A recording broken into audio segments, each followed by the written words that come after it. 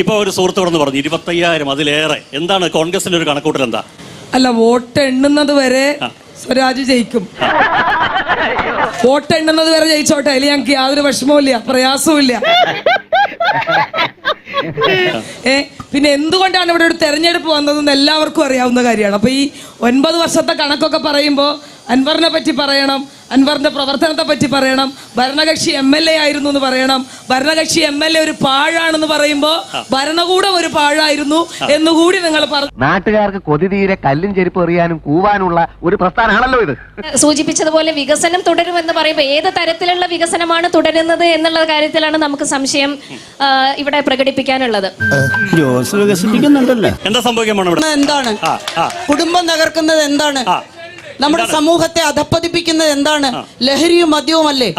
അതുകൊണ്ട് നുണ പറയുന്നവരെ തിരിച്ചറിയുക.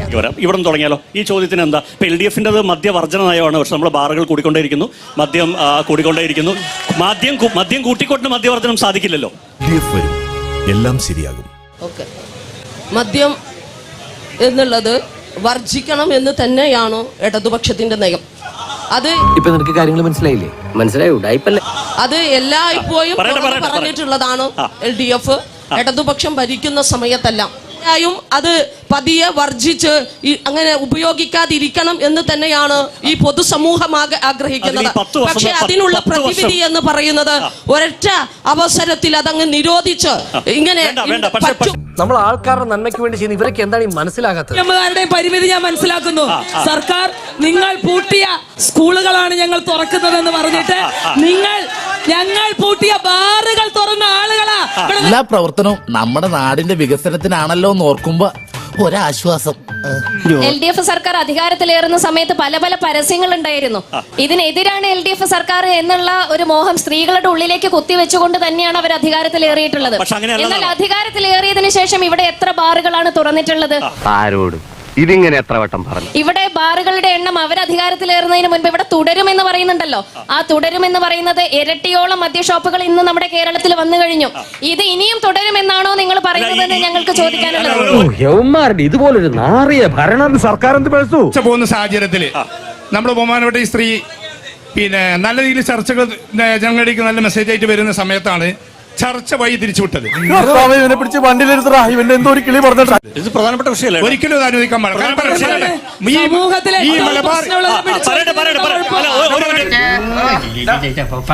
ഈ ലോകം പുകഴ്ത്തപ്പെടേണ്ടത് പിണറായിന്റെ പിണറായി രണ്ടാമത് മുഖ്യമന്ത്രി പിണറായി അവർക്ക് തോന്നുന്നു. പിണറായിനോട് വിരോധം ഉണ്ടെങ്കിൽ അടുത്ത നിയമസഭയിൽ തോൽപ്പിച്ചൊരു മൂലക്കരിത്തിയിട്ടാണ് മറുപടി ഒരു അഭിപ്രായം പറയാനുള്ളത്. ഈ വനിത ഈ ചർച്ച എങ്ങോട്ടാണ് വഴിതെറ്റിച്ചുകൊണ്ട് ഇത് ന്യായം പറഞ്ഞു? നീ പറഞ്ഞില്ല എവിടെയാണ് ന്യായം? താങ്കൾ ഈ ഇടതുപക്ഷ പ്രവർത്തനം സ്വയം വെളിപ്പെടുത്തി. അങ്ങനെ ഒരാള് ലഹരിയെ കുറിച്ചൊരു ചോദ്യം ചോദിക്കുമ്പോൾ അത് ചർച്ചയെ സഹകരിക്കൂ. ഞാൻ ചോദ്യകർത്താവാണ്. ആ ചോദ്യത്തിന്റെ എന്താണ് ചേട്ടാ? എന്താണ് അസ്വസ്ഥത? എന്തിനാണ് ഇത്ര അസ്വസ്ഥത? ഞങ്ങൾ അസ്വസ്ഥരാണ്. പറ്റില്ലാന്ന് തീരുമാനിക്കുന്നു വേണ്ട. ഞാൻ പറയാം. ഒരു മിനിറ്റ്. അത് ശരിയല്ല. അവരെ കുറിച്ച് ഒരു അഭിപ്രായം വേറൊരാൾ പറഞ്ഞുകൊണ്ടാണ് അവർ എണീറ്റത്. എന്തൊക്കെയാണ് നടക്കുന്നത്? അവരെ കുറിച്ച് ഒരു അഭിപ്രായം വേറൊരാൾ പറഞ്ഞുകൊണ്ടാണ് അവർ എണീറ്റത്. ഒരു മിനിറ്റ്. അത് ശരിയല്ല. അങ്ങനെ ഡിക്റ്റേറ്റ് ചെയ്യരുത്. നോ. ഇപ്പൊ ഏകദേശം ഇവിടുത്തെ ക്രമസമാധാനം മനസ്സിലായില്ല. ഞാൻ ഇവിടെ നിൽക്കുന്ന ഞാൻ ഇതുമായി ബന്ധപ്പെട്ടുകൊണ്ട് തന്നെ ഇവര് രണ്ടാളും സോയയാണെങ്കിലും ഞാൻ പറയുന്നു സോയയാണെങ്കിലും നവ്യയാണെങ്കിലും അവനവന്റെ ആ വലത് കൈ നെഞ്ചത്തൊക്കെ ഒന്ന് വെച്ചിട്ട് തുറന്നു പറ, ഈ ഇന്ത്യ രാജ്യത്ത് ഏറ്റവും കൂടുതൽ മദ്യം വിൽക്കുന്ന സംസ്ഥാനത്തിന്റെ പേര് കർണാടകമാണ്. സോയ അത് ഭരിക്കുന്നത് കോൺഗ്രസ് അല്ലേ? നീ ഒരു മഹാമണ്ഡം തന്നെ. കോമൺ സെൻസ് സീരിയലാത്തോണ്ട് എവിടെ പോയാലും ഇവൻ നോൺസെൻസ് മാത്രമേ സംസാരിക്കൂ.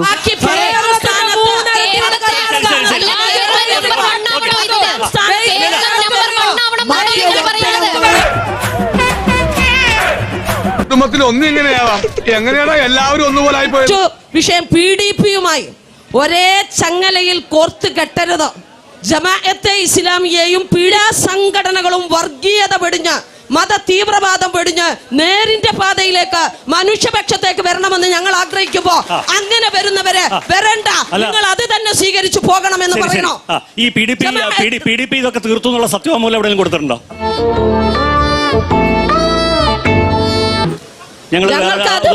ഇത് ഈ പൊതുസമൂഹത്തിനകത്ത് ബോധ്യമാണ്. ഒരു പാർട്ടിയും അങ്ങനെ ഒരാൾക്ക് എഴുതി കൊടുത്തിട്ടല്ല. പൊതുസമൂഹത്തിനകത്ത് അവർ നടത്തുന്ന പ്രവർത്തനങ്ങൾ പൊതുസമൂഹത്തിന് ബോധ്യമാണ്.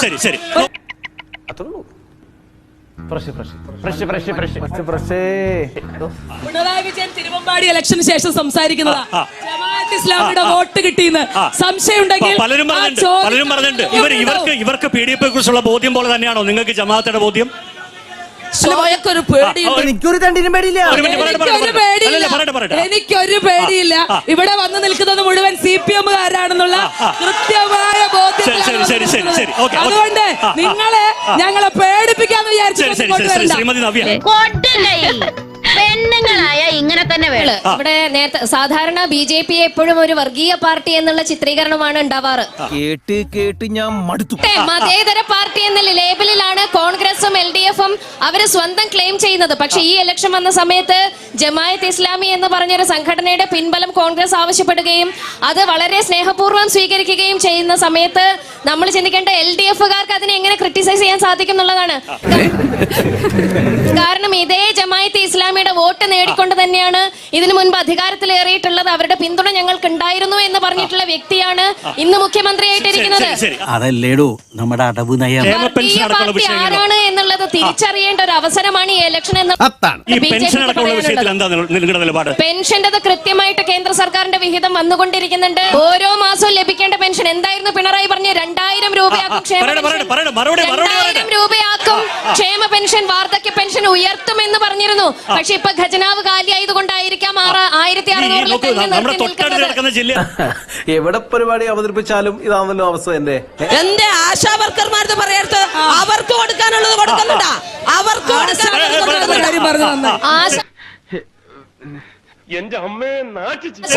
എടുത്തിട്ടത് വളരെ നന്നായി. സ്ത്രീകൾ നടത്തുന്ന ചർച്ചയിൽ ആശാവർക്കർമാർക്ക് വേണ്ടിയിട്ട് സംസാരിക്കുന്നുണ്ടായിരുന്നു. നിങ്ങളുടെ പാർട്ടി ഉണ്ടായിരുന്നു. ദൈവമേ, മൂർഖനെയാണല്ലോ ചവിട്ടിയത്. എന്താ സംഭവിക്കാൻ പോകുന്നത്? PV അൻവർ എന്ന് പറയുന്ന ഒരു ഫാക്ടറെ ഇവിടെ ഇല്ല. ഈ 9 വർഷം LDF-ന്റെ MLA ഒന്നും ചെയ്തിട്ടില്ല എന്നാണോ? ഇതിനായ മുഖ്യമന്ത്രിയെ വേദിയിൽ ഇരുത്തിക്കൊണ്ട് അന്നത്തെ അദ്ദേഹത്തിന്റെ ഒരു അധ്യക്ഷ പ്രസംഗമുണ്ട്. ആ പ്രസംഗത്തിനങ്ങളെ കുറിച്ച് പറഞ്ഞ് അദ്ദേഹം അവസാനിക്കുന്നത്, ഞാൻ എന്ത് ചോദിച്ചാലും ഈ മുഖ്യമന്ത്രിയും മന്ത്രിമാരും കൈമറന്ന് ഈ നിലമ്പൂരിനെ സഹായിച്ചിട്ടുണ്ട്. സ്ഥാപനമുള്ളതുകൊണ്ട് നീയൊക്കെ വല്ലതും കഴിച്ച് കിടക്കുന്നു, പക്ഷെ ആരും എഴുന്നേറ്റ് നിൽക്കുന്നില്ല. ഇവര് തന്നെ പറഞ്ഞല്ലോ അൻവർ എന്താ ചെയ്യാൻ പോകുന്നത്? അൻവർ അൻവർ ചെയ്തതൊക്കെ അൻവർ ഒരുപാട് ചോദിച്ചു. അതൊക്കെ മുഖ്യമന്ത്രി കൊടുത്തു എന്നാ പറഞ്ഞത്. അൻവർ ഒന്നും ചോദിച്ചില്ലായിരിക്കും. നിലമ്പൂർ കോളേജ് എന്തായി? നിലമ്പൂരിന്റെ ബൈപ്പാസ് എന്തായി? ഇന്റർസ്റ്റേറ്റ് ബസ് ടെർമിനൽ എന്തായി? കോളേജ് പല നിയോജക മണ്ഡലങ്ങളിലും ഞങ്ങൾ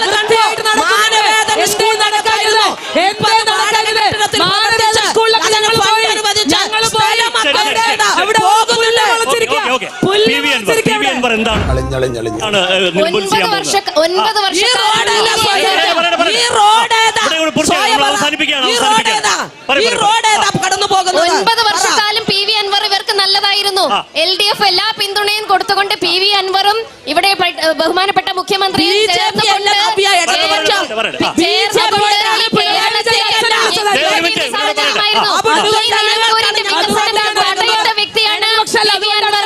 പിണറായി വിജയന്റെ അച്ഛനെ വിളിച്ചത്. പ്രദേശത്ത് കൊണ്ടുവരാൻ സാധിക്കാത്ത ഒരു MLA. ഈ പോയിന്റ് അവസാനിപ്പിക്കാം. നാട്ടുകാർക്കും നന്ദി. ഒരല്പം അലമ്പൊക്കെ ഉണ്ടായി, സാരല്ല, ഇത്രയൊക്കെ സംഭവിക്കുമ്പോൾ